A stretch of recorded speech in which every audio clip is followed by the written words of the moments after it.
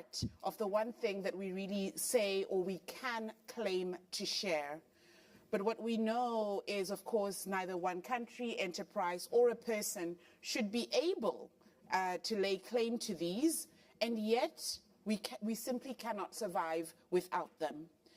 This morning, in a very quick 45-minute session in which we spotlight this issue of protecting global commons, we're going to hear some initial inputs from the Minister of Foreign Affairs for the Democratic Socialist Republic of Sri Lanka, Mohamed Ali Shabri.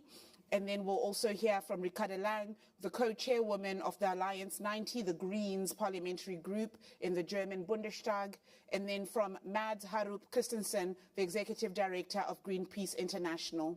We are still expecting the Minister of Foreign Affairs and Trade of Barbados to join us, Mr. Kerry Simmons. But we are going to get into the discussion. What we will do is we will first hear the views from our panel, and then we'll turn to a discussion. I ask from our panelists that if we stick to half the time, then we give half the time for a conversation. But we can all agree we have global commons.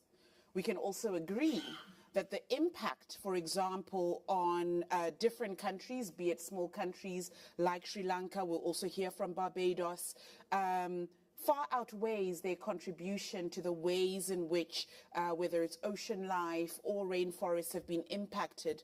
So when we speak about a shared responsibility, we also have to be quite fair in how do you have a shared responsibility in a world of inequity.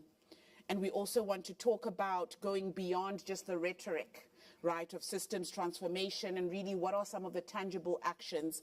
Of course, some of you in your political careers, in your activism, and the work that you do through your organizations are helping us to respond to these questions.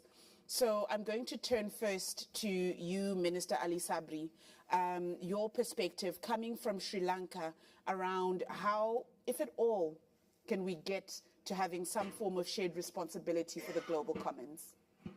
Yeah, thank you for this discussion. I thought you got it right at the beginning. Countries like Sri Lanka in the global south, we hardly contribute towards the global warming or for the fact problems that you do have here. But unfortunately, we are disproportionately affected. Countries like Sri Lanka, which is an island, is 28th country which is most climate vulnerable. However, our contribution is not there at all. So in that kind of sense, a shared responsibility is there, but we have been continue to talk about it and coming out with a lofty statement, but what is lacking on the ground is the actions. So that is where we need the international organization at international level, regional level, national level, and also the local level to get this tangible progress is being made on the ground. That is what lacking. And we have been talking for a long, long period of time, getting this loss and damage fund, but nothing tangible had come out of it, despite the agreement. I personally, I was also part of the delegation which represented Sri Lanka at the 28th COP summit this time. But even in that, the very little progress has been made. So it is in that sense, I thought it is important that international organizations come together, map out strategies, share knowledge and the facts, as well as data which is available, and also contribute towards those transitions in some sort of, for example, people tell us to transfer yourself into renewable energy. But overnight for us to do that, we don't have the funds, we don't have the knowledge, we don't have the capacity. So it is in that sense, I thought it is a shared responsibility for the whole world that we work together in a collaborative manner in all these different layers, internationally, regionally, nationally, as well as locally. So my request is to walk the talk.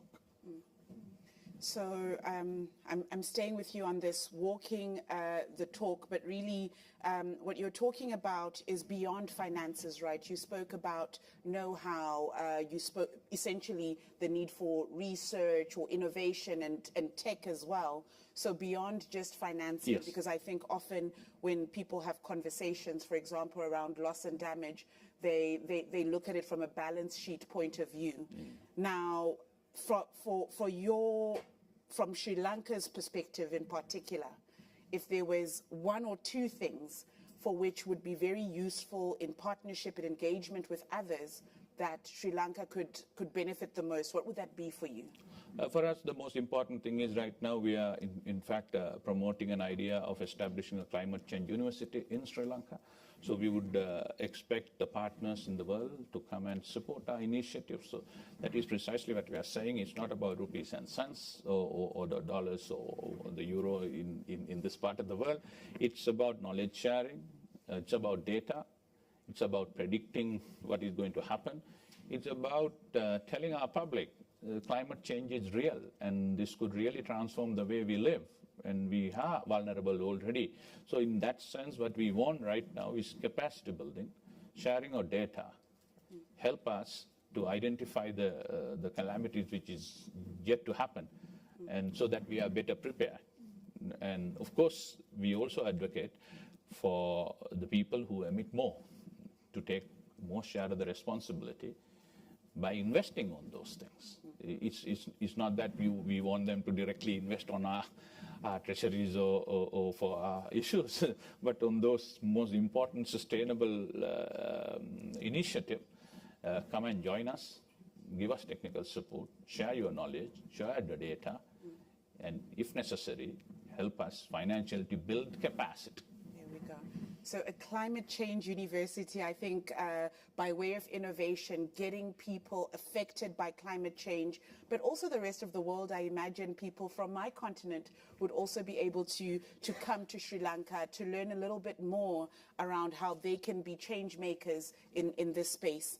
I'm turning to you now, Ricardo. Of course, you co-chair the Greens parliamentary group, Alliance 90 in the German Bundestag. So when we talk about Euros, you are in that group of people that have to think about what can Germany in particular do to be able to do its part in shared responsibility.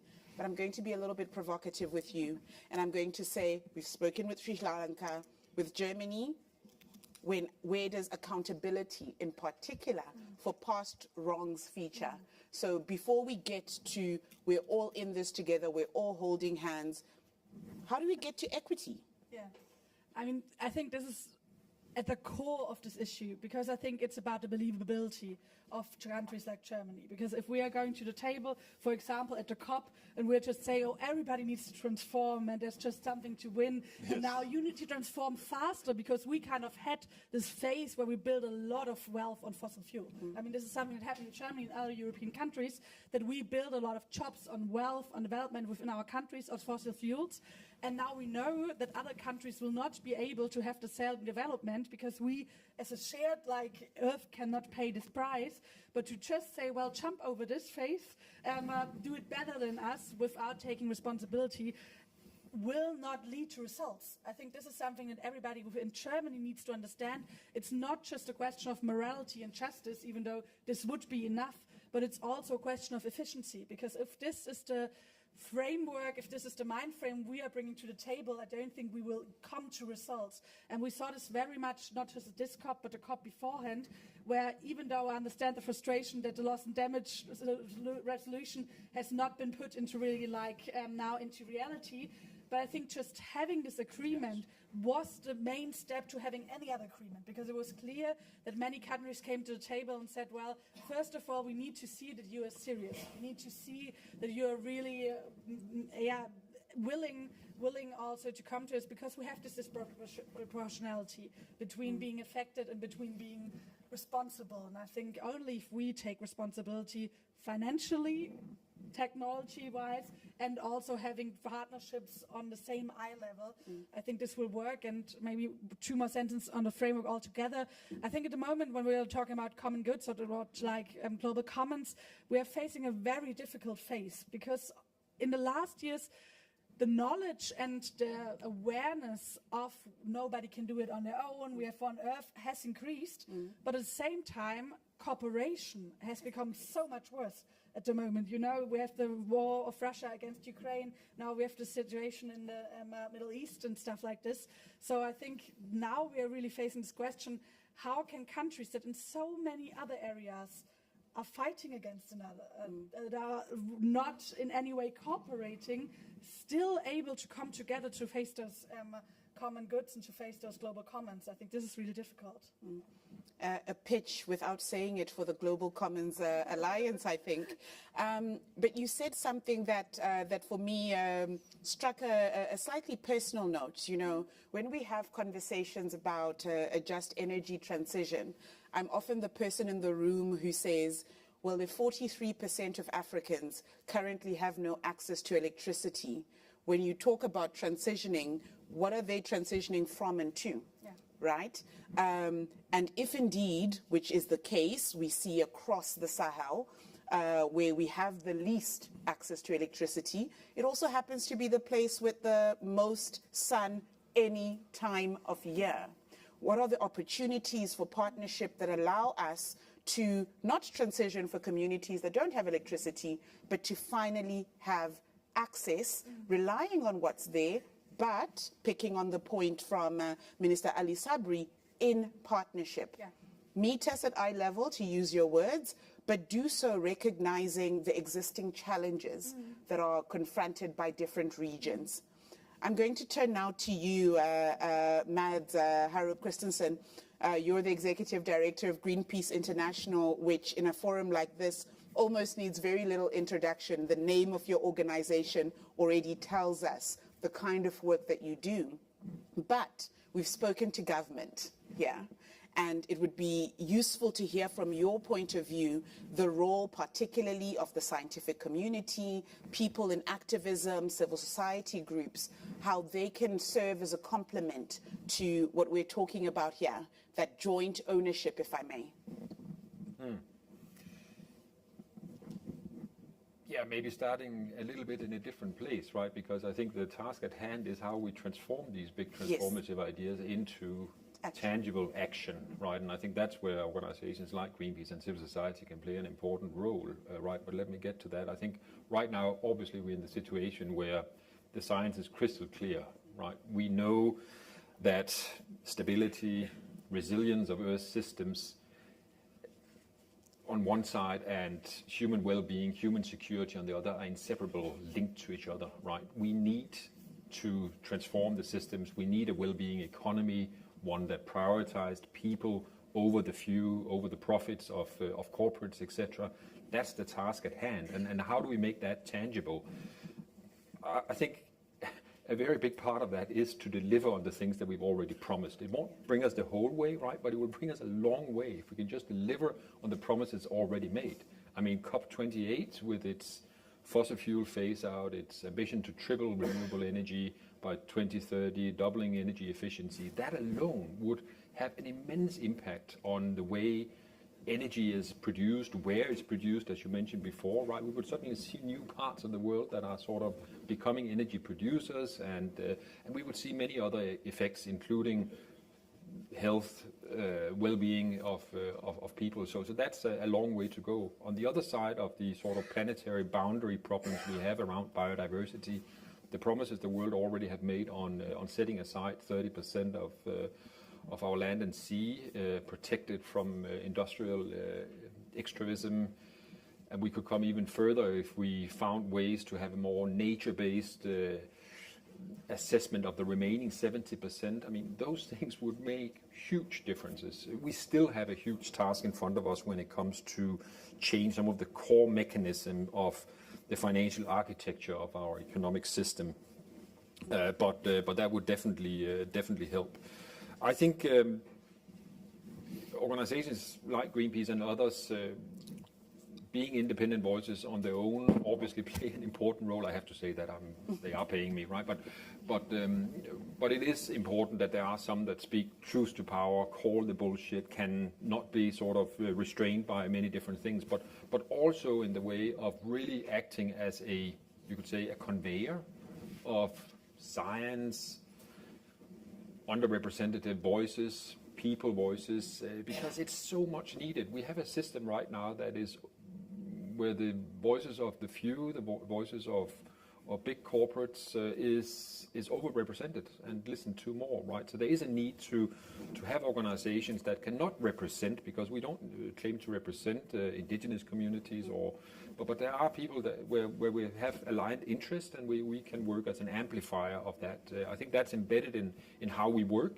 Some of the examples also connected to Global Commons is, for example, our work in the Amazon, our work in the Arctic, work very closely with local people, indigenous people, because we fundamentally believe that history have taught us that if we are to manage them well, it's best done together with the people who live there, and that's what sort of go through how we work in those areas. We have a big operation, Greenpeace has a big operation in the Amazon, and work with indigenous communities is absolutely key in order to ensure that it's founded with those. But bringing these voices together, focusing them into to as much concrete action as possible is key for us. You've spoken, of course, about the Amazon in particular, but also the Arctic. I'd be interested, because it always helps when we're having conversations about people here, I'd be interested for, even if it's a bullet point list of who you consider to be these underrepresented voices, right? So if it is communities within the Amazon, I think by naming them, it helps people to kind of have a clearer idea when we say, these are the people that need to be in the room. Who are they? Do you mean names of the Not peoples? the individual names, groups. I think the point is that what we are seeing right now is, and I've also heard it in a few conversations here at this conference, right? When people are talking about the economic development of South America, of the Amazon area, agriculture, forest industry is always those who are named as those who are driving economic development of these areas, right? And I think what we are seeing in reality is that deforestation is driven by these industries. The common goods are threatened by these industries, and therefore it's super important that we can play our role, again, not as representing indigenous communities, locals, etc., but help to gather the science, those groups together and channel them into real action. I think that is critically important. To the audience, I hope you're readying your questions and your comments, because in just under 2 minutes I'll come to you. But I thought just to reflect on a particular point you raised now. I come from Southern Africa, which is a region where we have the immense potential to feed not only our region, but to feed beyond that. Right. I also come from a region where just a few years ago, lithium deposits were discovered. We don't have battery plants, so to speak. And we know how useful lithium, for example, will be and still is at the moment for transforming access to electricity and all of that as well. I also come from a region of great inequality. So immense potential for wealth, immense existing wealth, but also greater inequality. So when I pose the question around people who need to be in the room, and I liked your response because you spoke to farming communities, people that are farming, the majority of whom, at least in Southern Africa, and I can also say similarly in Eastern and West Africa, are subsistence farmers. They're doing very little damage to the environment. They are growing produce in order to feed themselves and maybe feed a number of people in their communities. They're not doing mass commercial farming. And yet they're not often in the room in conversations around produce and conversations around limiting the extent to which people, let's say, out in the north, here where we are, rely on fruit that is grown in southern Africa, that is not shipped most of the time, but that is flown, right? So these are trying to connect the many different elements that impact our global commons before we get to sharing them. So now I'm turning to the room. We have about 20 or so minutes for questions, comments, and discussion. Please, if you can introduce yourself, and then if it's a comment, let us know. If it's a question, ask it with a question mark. Thank you very much. Thank you very much for this wonderful panel. My name is Torsten Kriening from Spacewatch Global, and I would like to invite you to look up, because space is a global commons, and we are about to lose another global commons. So to a few superpowers, as we all know. My question to all of you in the panel is, as none of you are among these superpowers, what are your thoughts on it? Is it on your awareness radar, what's going on there? And B, what are your thoughts, what we can do about it? Thank you very much. Great, thank you so much. Are you using a microphone? Oh, there we go. Please, if you can give her the microphone, and then there's a person right in the front here. Thank you. I'm Melissa Park, from the International Campaign to Abolish Nuclear Weapons. And I just wanted to draw attention to the fact that the Doomsday Clock, which was started in 1947 by nuclear scientists, including Albert Einstein and Robert Oppenheimer, to forecast how close humanity is to annihilation, now has the clock, Doomsday Clock, at 90 seconds to midnight, based on the twin existential threats of nuclear weapons and the environment. And so when we talk about the global commons, I think what we need to do is look at what kind of world do we want. A sustainable, healthy environment, absolutely. Also, the absence of nuclear weapons is really important. And I know that Sri Lanka is taking action, South Africa is taking action. The countries from the global south are leading efforts to eliminate weapons of mass destruction from the planet through the Treaty on the Prohibition of Nuclear Weapons. So, as Ricardo, you mentioned, it's really hard when the major carbon emitters, how to get action on climate change when the major carbon emitters are pointing nuclear warheads at each other. There's a direct link here, and if we can get global cooperation on these issues, I think we need to think about it all in a holistic sense. That nuclear weapons will destroy everything. They will destroy the environment. They will cause nuclear winter. And so this is an issue that needs to be taken together with the environment, and it's really fantastic that countries from the global south are leading those efforts, along with civil society. Thank you so much. And then right in front here. Thomas Kleine-Brockhoff with the German Marshall Fund in Berlin. Yes, it is important, ma'am, to look at the world we want. It is also helpful to look at the world we have. And when we look at the world we have, then we look at intense global great power competition and middle power competition. And, you know, the idea of governing the global commons in cooperative fashion is something we've been talking about for decades. It seems we're getting less and less of that.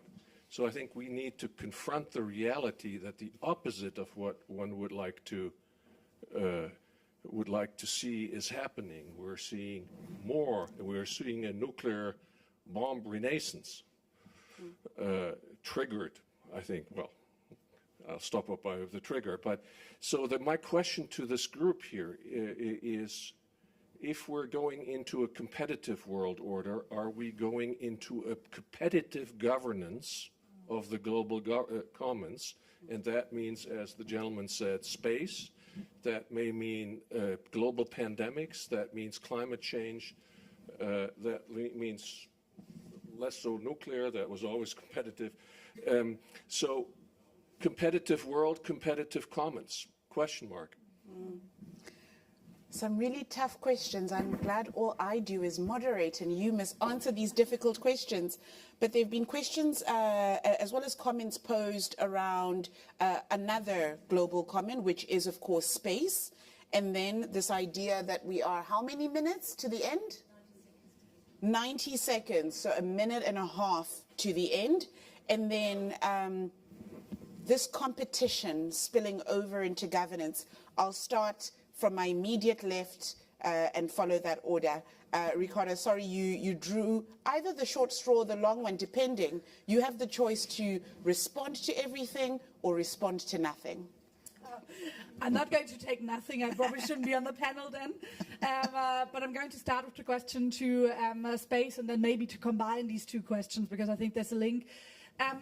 The awareness is emerging now, but I think for a long time it had not been there. Like, to be very honest with you, when I, for the first time, like 2 years ago, was confronted with space politics, and, you know, there's like the person within the BMWK, our economy resort, and the person was getting like this, being responsible for space politics, I was like, what?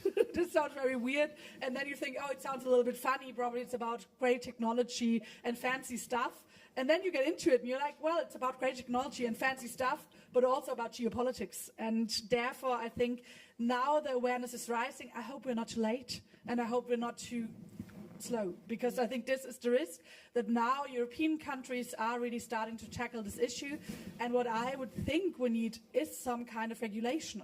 You know, there needs to be a global regulation of how we treat and how we distribute space, both in questions of security, because if certain countries and certain great powers like overrule it, I think it's a security issue, and also in questions of sustainability, because what they are doing there is not just in most cases aggressive, but also very unsustainable. So it is a bigger issue, and I think it needs to be even bigger, and it needs to be faster, probably, I would say so. And then towards your two questions, I think what you just mapped out is a big risk.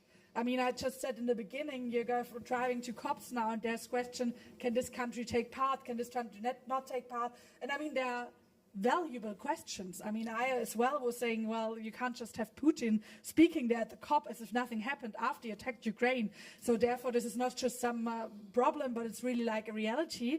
And so I think there is a big risk at the moment of having this global competition turn into also competition like on common goods.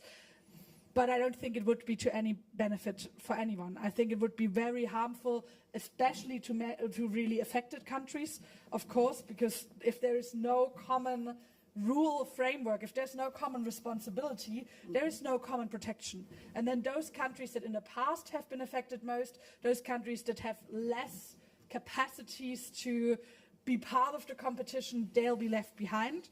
It will pose a bigger risk to other countries. And I think with many challenges, it will just not work. Like, for example, with climate politics and biodiversity, I cannot imagine a world.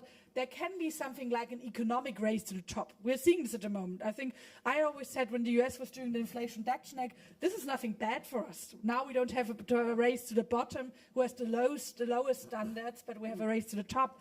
But when it comes to who takes responsibility and who can just shift the consequences to other parts, I think it would be a big risk to get into a competitive approach. And if it's okay, two sentences to something you said earlier on the energy partnerships, because I think this is really something where you can see the question of which approach is a country like Germany going to take. We have a big debate on hydrogen in Germany. Some of it really makes sense. Some of it is a little over-industrialized. And I think there was a tendency, not so much now, but a few years ago, where this debate was really turning into some way of like a energy post-colonialism. You said, you know, countries like your country have a lot of sun, and there was the thinking of, well, we're just going to build a lot of solar panels there, and then it goes to us, and we use hydrogen to fuel up our energy. And I don't think this is going to work in any way. So when we are doing energy partnerships, the question of how the country that is producing on the first row is benefiting needs to be pivotal. That doesn't get to be an afterthought, but really needs to be the first thing you think about. And then we think about how we can benefit from it as well as a country like Germany. Yeah, when a country like Sri Lanka, when you look at it, I think whatever the shortfalls are, if you compare with the 30, 40 years ago, awareness is very high. So great work have been done, like organizations like Greenpeace and the Green parties like that. So therefore, everything is not lost. A lot of awareness has been made, but that's not good enough. That the idea is, unfortunately, the policymakers have been driven by ego, driven by rhetoric, and not on science. So it's important that NGOs and the civil society, scientists continue to make representation so that science, technology, data take shape into policy making. Ultimately, those policies matter. For example, in my country, if I talk at from the point of Sri Lanka, we have made certain policies, like we want to go renewable energy mix by 70-30 by 2030, and we are working towards that. And we want to be carbon neutral by 2050. We are working towards that. Once the policies are made on that, and then internationally, the Seagrass Day, we contribute towards discussing that, and then all of a sudden, the buzz and people are looking at seagrass. And last week, Sri Lanka was commended for its replanting on mangroves. So all these small initiative work. So rather than criticizing everything at the local level, in a small way, if you can contribute towards it, sustainable fishing, for example. Now, in Sri Lankan case, we have banned bottom trawling in fishing because that will destroy the whole marine environment and biology on that. So therefore, what most important thing is from local level, the awareness, the school children, the university students, the academia come together, form those policies based on science and evidence, and then push that up towards the national priorities. So the national priorities align with the regional priorities, and ultimately that comes toward the pillar or international conventions and international norms. So therefore, I think we have no choice other than working together, despite the frustrations, despite the limitations. But we have made a lot of lot of progress during the year, but it's not good enough. That's what we are always here. That's why we are discussing it. But once again, my uptake to get over this is that policymakers and the leaders in those countries with competing interests should be forced to act not on rhetoric, not on ego, not on their individual preferences, but based on science, technology, data, and what is happening actually. Maybe the airspace, maybe the seabed. So they have to be driven by actual science, logic, and statistics. Mads.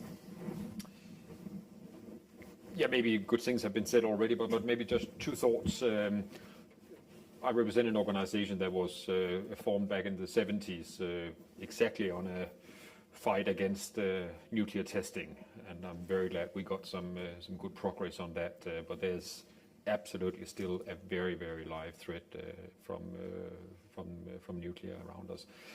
I think on the issue of global governance, whether that's space, whether that's some of the concrete global commons, the Arctic, the Amazon, obviously, we can't see a world, we can't see solutions without strong collaborative solutions within the sphere of global governance. But we can't also wait for it, right? We are in a situation where we know global governance is in crisis. It takes forever.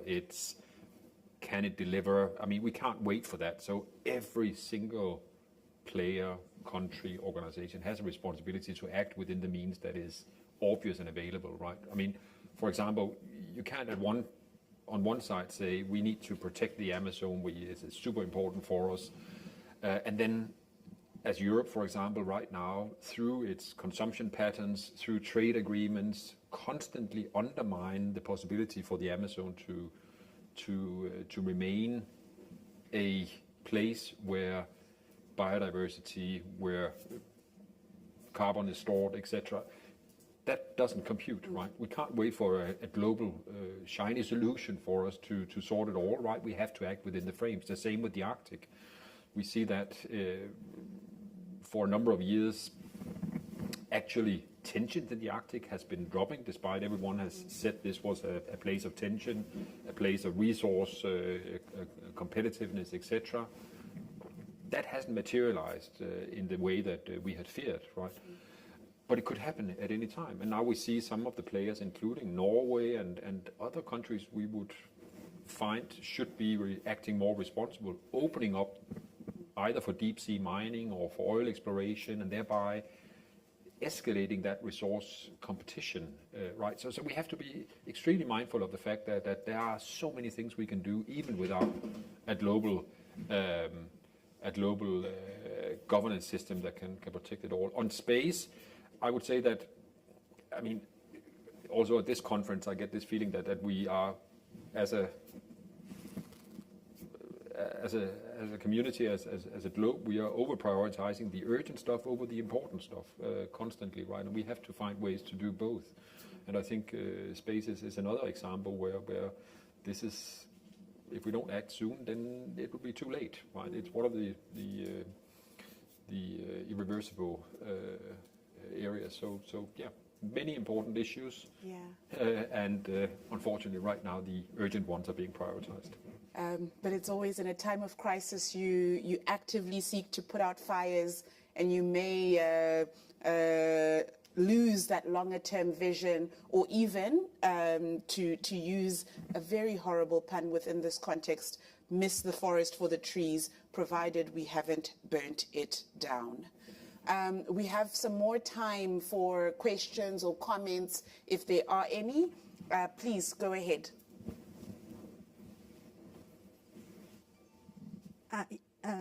I'm Wu Chensi from Shanghai Institute for International Studies. I really learned from the discussion. You know, when I thinking about global commons at the beginning, I separate from it as a global. Strategic global commons. I think it will be difficult for countries to cooperate, and the other side is more for all people want to do, like climate change or that kind of things. But the discussion, I think, convinced me maybe we need to consider it all together and think about how to force officials to do more on the basis of technology and science. So I just want to say that. Thank you very much. Thank you very much for that input. Are there any additional ones before we go back to the panel? I see no hands. We'll go back in reverse order now. Mads, to you. If you wanted people to have any takeaway from this conversation, but also some of the difficult work that you're doing, what would that be? Sorry to put you on the spot, literally, but this is where we are. I thought everything I said was super important, and I want that to be takeaways. But no, but I think the point around that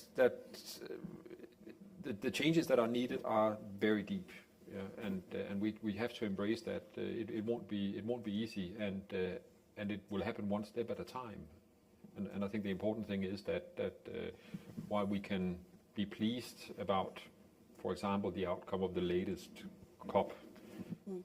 28 with its promises, then if the world society is not able to deliver on those promises, right, that will lead to despair, to disillusion, to people giving up on it, right? So if we are to maintain the optimism, the hope, it will be through the action that we do.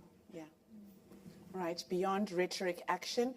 That means, Minister Ali Sabri, you cannot say beyond rhetoric and action.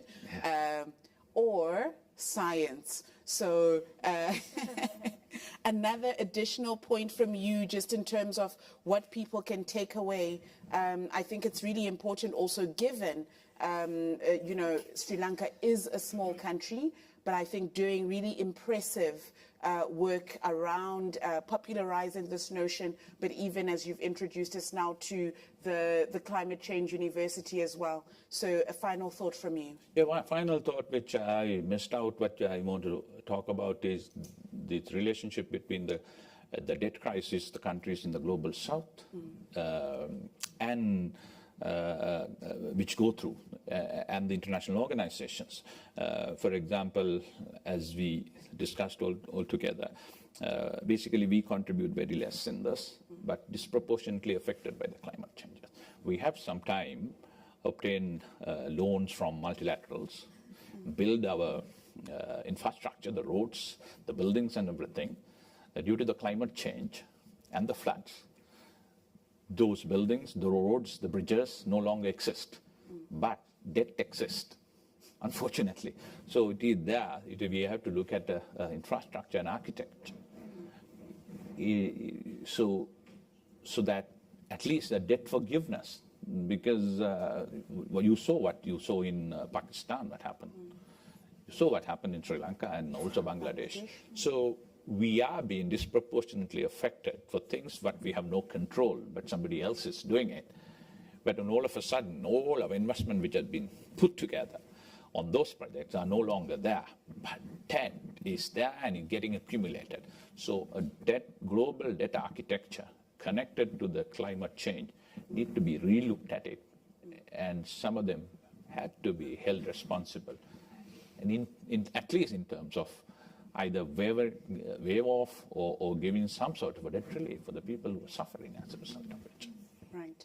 So beyond just talking about shared responsibility in very real terms, when countries that are in themselves struggling with the impacts of climate change, but also have the yoke of debt associated with that, how do we address that? I turn to you, Ricardo Lang, just for your final thought and reflection, if there's something you didn't say before or something that you want to re-emphasize. Yeah, I mean, I can maybe combine it with a reaction to what you just said, that I think there is this tendency when it comes to global commons to see it as separate from other parts of politics. And I think we see this very much, for example, with the Agreement of Montreal, which for me was like such a big step for the world. It's like the Paris of the biodiversity, and everybody was clapping on it in Germany and being like, oh, this is amazing, we take such a big step of biodiversity, and then you start to apply it to the different areas of politics, and you say, well, this has some effect on how we do agriculture, this has some effects on our economic policy, and like, no, we have to see separate from that. And I think really having, you called it a holistic view, this also means what you do on global commons needs to affect what you do in agriculture, what you do on economy. And I think if we take something away from this taking it seriously, I mean, it's not the right audience to say to the people that came to this debate, but I think what Matt said, the urgent and the important, I see this in Parliament as well. If we have debates on Ukraine or now the situation with Israel and Gaza, all the rows are full, and this is good. These are important issues. But then if you talk about the structural and systemic framework, there's way less people, and I think this really makes it hard to counteract and to prevent things from happening. And last of all, I think to not lose hope, and because we live in a time where it's very easy to turn your back on international cooperation and international institutions. And I think we as politics, civil society, have the responsibility not to lose hope, not hope in some naive way, oh, it's just going to work out, but I think in the knowledge that we don't have an alternative to it working out. So we end where we started, which is a restatement that we really only have one world. And it's not just up to those organizations whose mission it is to address questions related to the global commons, whether it's the oceans, the air we breathe, whether it's space, whether it's responding to questions related to nuclear energy, but also weapons. These are all very important issues that shouldn't be seen as existing outside of other conversations around global peace, security, development also, and equity. If there is a point maybe that does need to be stressed, it is that we can have shared responsibility for the global commons, but we also have to recognize that there has been historic impact on countries that have themselves not contributed the most, in fact, have contributed the least. So in addressing that inequity, it will be important if we have to forge a way forward. There are roles that can be played by NGOs, civil society groups, governments, people on the ground confronted by these issues. And there's also a place maybe for a global commons alliance that can be able to bring all these ideas together so that we shift from talking about transformation and actually doing it. I leave you with 2 questions that were posed during this session for you to reflect on. What world do we currently have, and what kind of world do we want? Our time is up.